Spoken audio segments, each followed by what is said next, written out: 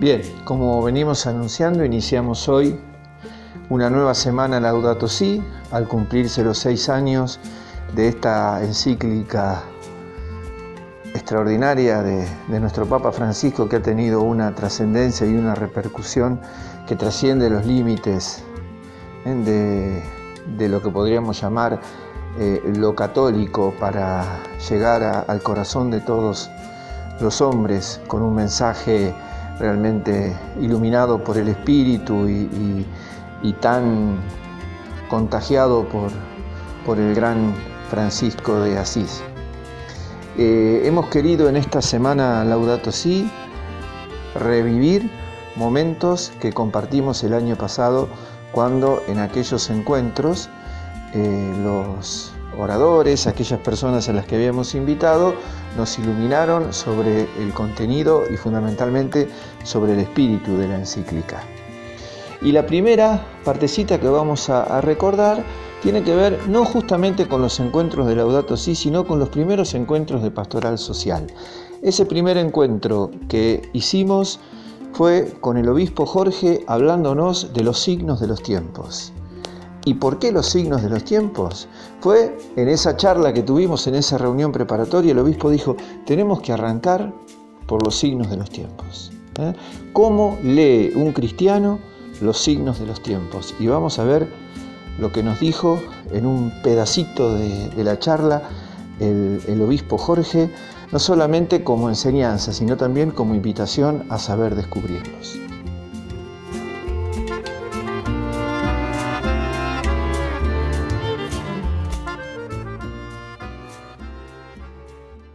En los Evangelios hay un texto, yo voy a tomar el texto de Mateo, capítulo 16, versículo 1 al 4, en donde Jesús plantea el tema de los signos de los tiempos. Dice lo siguiente: los fariseos y los saduceos se acercaron a él y para ponerlo a prueba le pidieron que les hiciera ver un signo del cielo. Y él les respondió: al atardecer ustedes dicen, va a ser buen tiempo, porque el cielo está rojo como el fuego, y a la madrugada dicen, hoy habrá tormenta, porque el cielo está rojo oscuro. De manera que saben interpretar el aspecto del cielo, pero no los signos de los tiempos. Esta generación malvada y adúltera reclama un signo, pero no se le dará otro signo que el de Jonás. Y enseguida los dejó y se fue. Jesús está con los fariseos y los saduceos, que tienen una idea de Dios y del mundo, y una idea de la presencia de Dios en el mundo. Entonces le plantean a este joven maestro que habla de Dios y del reino, danos un signo. Y entonces Jesús les dice, pero ustedes conocen los signos de la meteorología, ¿por qué no se animan a descubrir los signos de Dios?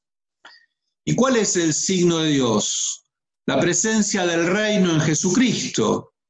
Una presencia que evidentemente cambiaba la historia, pero porque estaban demasiados fijados en sus pensamientos, no se animaban a ver el signo, no se animaban a ver el signo que tenían adelante, Jesús y la presencia del reino. El signo entonces es Jesucristo, el signo es el reino, que está presente, pero que por muchas razones muchas veces nosotros no queremos ver o no vemos. El Concilio Vaticano II entonces retoma esta expresión. Ya antes, Juan 23, antes del concilio, retoma esta expresión. Y fíjense lo que dice. Hay dos textos muy interesantes del 63, 1963. Y en uno de ellos dice lo siguiente: el significado del signo de los tiempos debe entenderse como una nueva forma de interpretación de las manifestaciones de Dios en las mediaciones humanas, particularmente en la historia, concretamente en la historia, pero también en las realidades sociales, políticas, religiosas y culturales del mundo y de la Iglesia.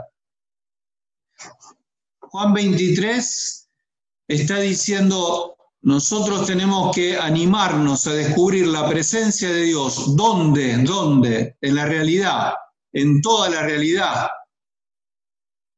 Por supuesto que la Iglesia siempre descubrió la presencia de Dios en la Escritura, en la tradición, en el magisterio de la Iglesia, pero Juan 23 abre la idea y empieza a decir, no, bueno, pero Dios también se hace presente en la historia y en todas las realidades, las sociales, las políticas, las culturales. Y el documento que va a tomar esta expresión de los signos de los tiempos es un documento que para mi gusto hoy deberíamos volver a sacar del arcón, deberíamos volver a releer. Documento muy importante del Concilio Vaticano II. Hay dos grandes documentos en el Concilio Vaticano II que responden a las dos preguntas que Juan 23 hizo para convocarlo. Una es Iglesia, ¿qué piensas de ti misma? Y ahí sale un documento sobre la Iglesia, y otro documento es Iglesia, ¿qué piensas del mundo? Y ahí sale este documento que se titula Gozos y Esperanzas, Gaudium et Spes, Gozos y Esperanzas. Los gozos y las esperanzas de los hombres. Es un documento muy interesante que da pistas y claves para entender la realidad, para descubrir cómo la Iglesia necesita comprender la realidad. En ese documento, en el número 4, dice, es deber permanente de la Iglesia escrutar a fondo los signos de los tiempos e interpretarlos a la luz del Evangelio, de forma que acomodándose a cada generación, fíjense qué interesante, la Iglesia necesita, para ser fiel al mandato de Jesús, tiene que acomodarse a cada generación, para que ella pueda responder a las perennes interrogantes de la humanidad sobre el sentido de la vida presente y de la vida futura y sobre la mutua relación de ambas. Es necesario por ello conocer y comprender el mundo en que vivimos, sus esperanzas, sus aspiraciones y el sesgo dramático que con frecuencia la caracteriza. Los signos de los tiempos, entonces, no es una salida a las respuestas que las personas están buscando frente a las problemáticas. No es que el signo de los tiempos necesariamente no es una respuesta. Tal vez el signo de los tiempos es más pregunta todavía que respuesta. No es que yo descubro cuál es el signo del tiempo y ahí entonces está la clave de la historia. Por ahí el signo de los tiempos fundamentalmente es la pregunta que hoy se nos está haciendo para la vida. El signo de los tiempos contiene más preguntas que respuestas. Pero es muy importante entonces que nos animemos, los cristianos, a reflexionar sobre cuál es el signo de los tiempos. Los signos de los tiempos son acontecimientos significativos que marcan la historia porque son generales, porque son frecuentes, porque conmueven, marcan la historia porque conmueven, porque desencadenan conciencia, nueva conciencia, los seres humanos tomamos conciencia de algo, porque de alguna manera orientan una época, la orientan, la marcan, crean consenso, tienen un carácter universal. De alguna manera el signo de los tiempos asume las necesidades y las aspiraciones que caracterizan este momento histórico.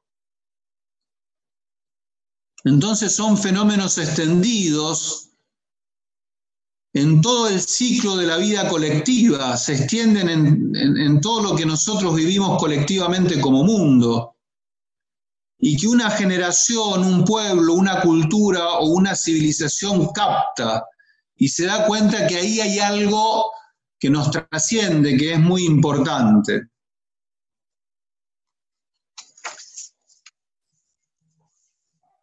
Entonces, hay signos históricos que por su característica uno podría llamar, como nos pide Jesús, un signo de los tiempos. Pero segundo planteo que les hago, necesitamos discernir. Es un gran tema que yo no lo voy a trabajar, solamente digo que no por casualidad el Papa Francisco, que quiere llevar adelante el Concilio Vaticano II, plantea permanentemente la necesidad del discernimiento. Es una palabra muy jesuítica, el discernimiento, porque San Ignacio se dedicó a trabajar el tema del discernimiento. Pero también es una palabra necesaria para una iglesia que quiere estar cerca de la realidad, evangélicamente hablando. Entonces, el Papa Francisco siempre nos va a invitar al discernimiento y nosotros tenemos que intentar generar una manera de vincularnos con la realidad desde el discernimiento. Está dentro de un proceso de conversión personal, no se puede discernir si uno no encara un cambio personal, pero también un cambio institucional, un cambio comunitario. La iglesia tiene que cambiar, el discernimiento ayuda a la conversión eclesial, comunitaria, institucional.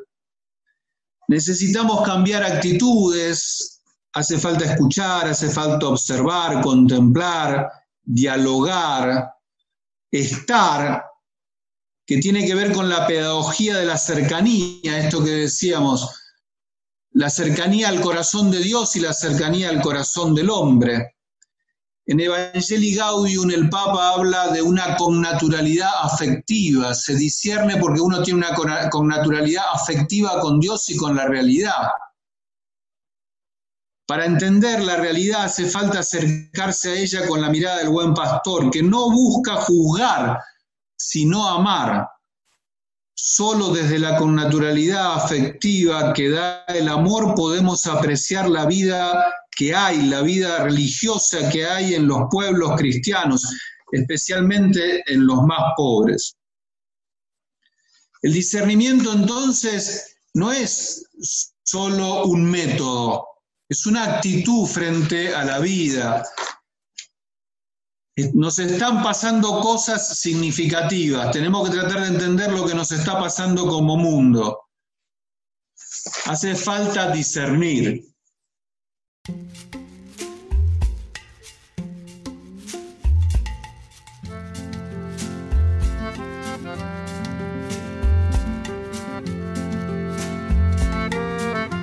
Hola a todos, a todas.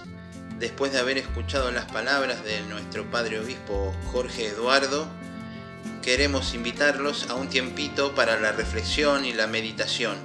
Para eso les proponemos dos preguntas. ¿Qué situaciones de nuestra vida podemos considerar hoy signos de los tiempos? Y ante la realidad, ¿cómo lograr una actitud contemplativa sin dejarnos llevar por nuestros prejuicios? Que estas preguntas nos sirvan para la meditación personal o tal vez en familia o en comunidad si tenemos la posibilidad. Gracias por participar de esta semana Laudato Si y nos seguimos encontrando.